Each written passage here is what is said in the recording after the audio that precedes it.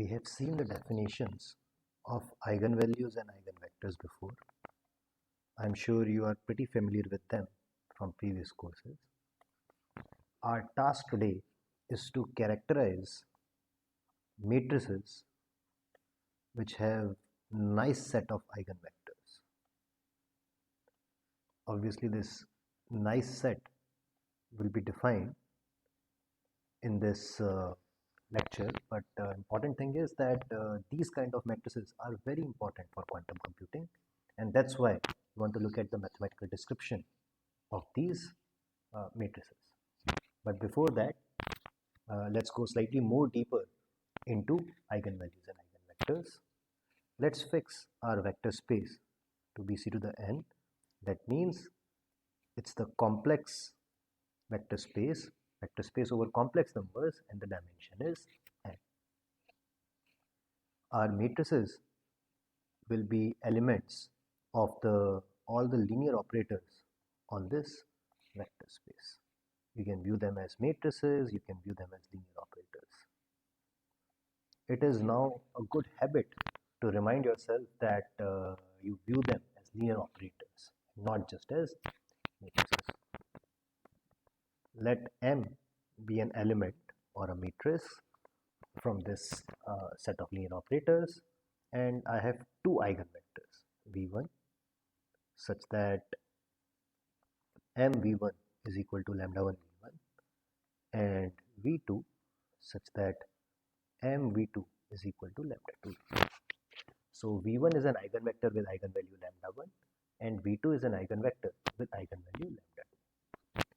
The question we ask is,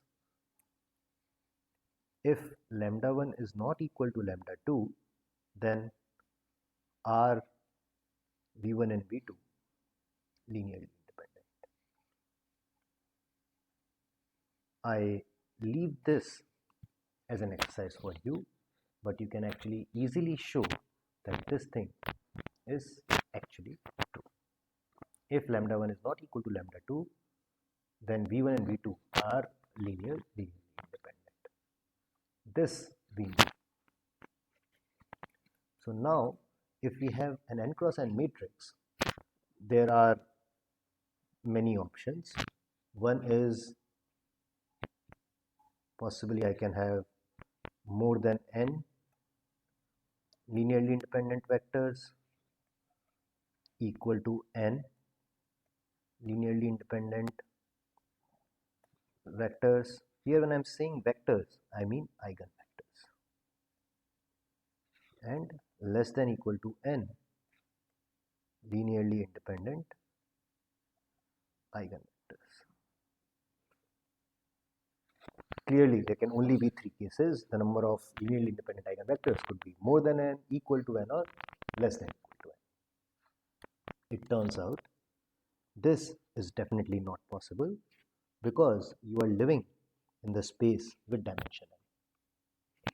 Since the space of the dimension is n, I cannot have more than n linearly independent vectors, leave alone eigenvectors. This block is out. When you have a full set of n linearly independent eigenvectors, these matrices are called diagonalizable. Reason being, if you write these eigenvectors as columns of a matrix P, then P inverse MP will be a diagonal matrix. So they are the matrices which can be diagonalized under this P inverse MP map. And the last one is when they have less than n linear independent eigenvectors. You should not confuse them with not being full rank. That's not the case. So just want to say that we will not be worrying about these matrices. Most of the matrices we will worry about will have n linearly independent eigenvectors, and actually much more. These linearly independent eigenvectors will actually be orthogonal. But that story will come later. But for this third set, we want to make sure that we do not confuse this with full rank matrices. Take an example. if you look at this matrix, you can easily show that it is not full rank. But you can also show that it has two linearly independent eigenvectors. Both of these I'll leave as an exercise, but this shows that number of linearly independent eigenvectors is not same as the rank of the matrix. This confusion aside, we are now clear that we want to focus on diagonalizable matrices. These are the matrices which we will study. Actually, we will study much more stronger property than just being diagonalizable.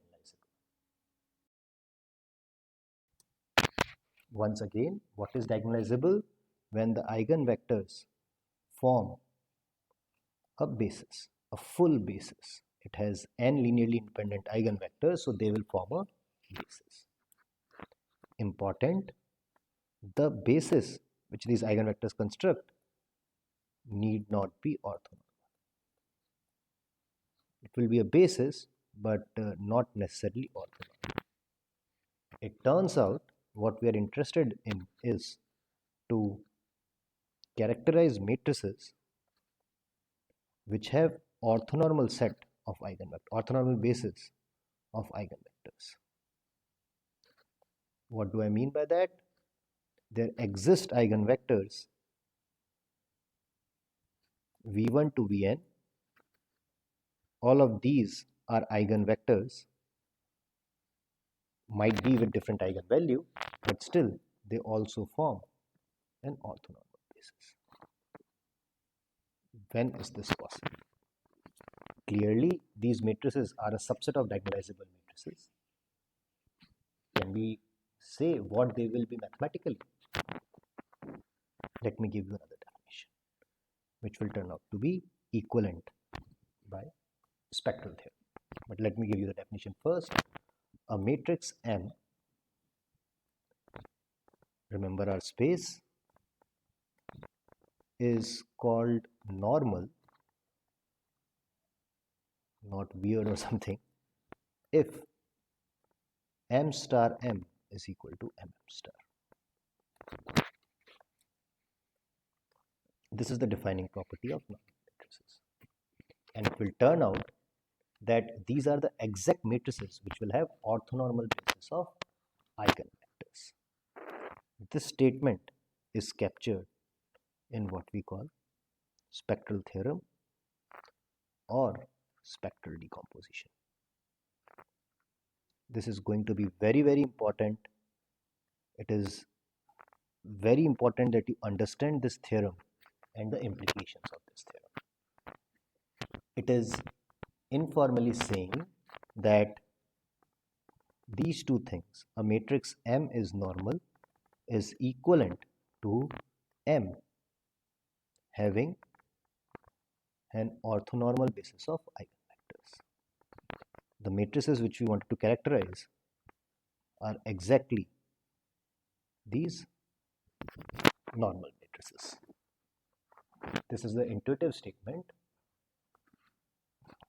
The way it is generally formalized is, it says that a normal matrix M, again remember where it is coming from, can always be decomposed. This decomposition has to come because it is written as spectral decomposition. So normal matrix can always be decomposed as this summation.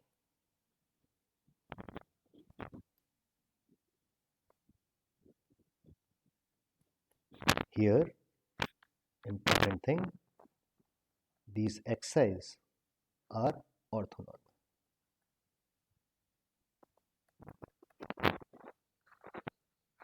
You might be wondering why this statement that M is normal is same as orthonormal basis of eigenvectors, and the other statement spectral decomposition I have written are equivalent. That we'll prove in a minute. But these two are exact same statements. Before that, I want to make a remark, or actually few remarks. Remember, what we are saying is that any normal matrix can be decomposed like this. Another way to say it, in your normal notation, if you still don't like Dirac's notation, M can be written like this. So remarks, few things. Remember that xi is a scalar, but xi is a matrix. This is like XX transpose. I'm writing M as sum of these rank 1 matrices. Second remark, lambda i's need not be different. I might have lambda 1 equal to lambda 2 or lambda n equal to lambda n minus 1. I don't know, but this we don't know, but what we know is that we have n different xi's which form an orthonormal basis, and M is equal to I equal to 1 to n lambda xi. Why did I say that this is equivalent to saying that normal matrices have orthonormal basis of eigenvectors? So let me look at equivalence. When M is written like this box, equation 1, it is easy to show that lambda I is an eigenvalue with eigenvector xi.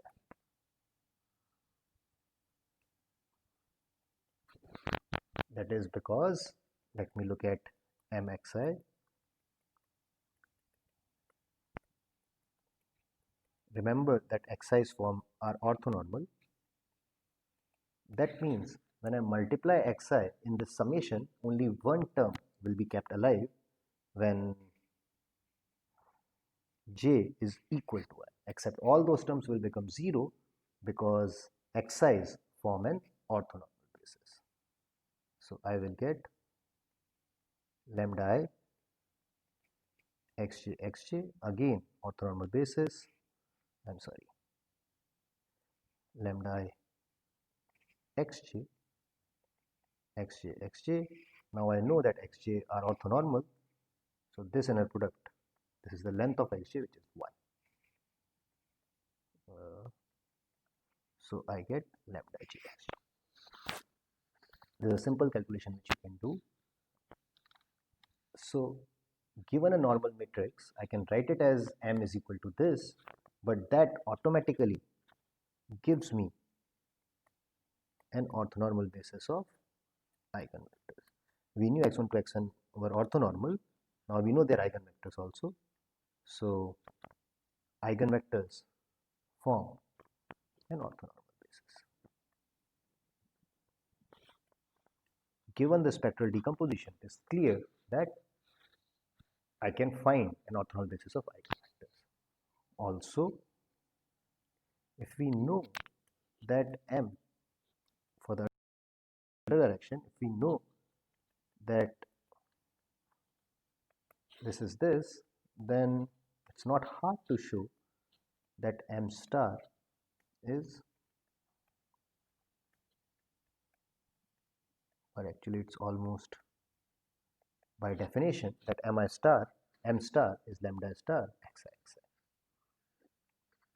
If this is the case, then you can easily check that star is equal to M star M is equal to lambda star xi. Again, when you multiply, notice that all the xi xj terms when I is not equal to j will cancel out. So this shows that if M can be written like this, then it is not. In other words, this decomposition is equivalent to saying that every normal matrix has an orthonormal basis of eigenvectors, and if something has an orthonormal basis of eigenvectors, then it can be written like this, and hence it is normal. This shows the equivalence. Actually, there is another equivalent form of the same expression, expression 1. So equation 1 is equivalent to saying that M is equal to U star du, where D is a diagonal matrix with lambda i's. Lambda is at the diagonal, and U has columns as xi. It's a simple thing to verify. I leave it to you. These are all different ways in which I can view my spectral theorem. I can say that M can be written as lambda I xi xi, which is equation 1. I can write M as U star du, that is equation 2. I can also think that there exists a matrix U whose columns are orthonormal and under whose action M becomes diagonal. In the basis of x1 to xn, M is a diagonal matrix. That's another way to look at it.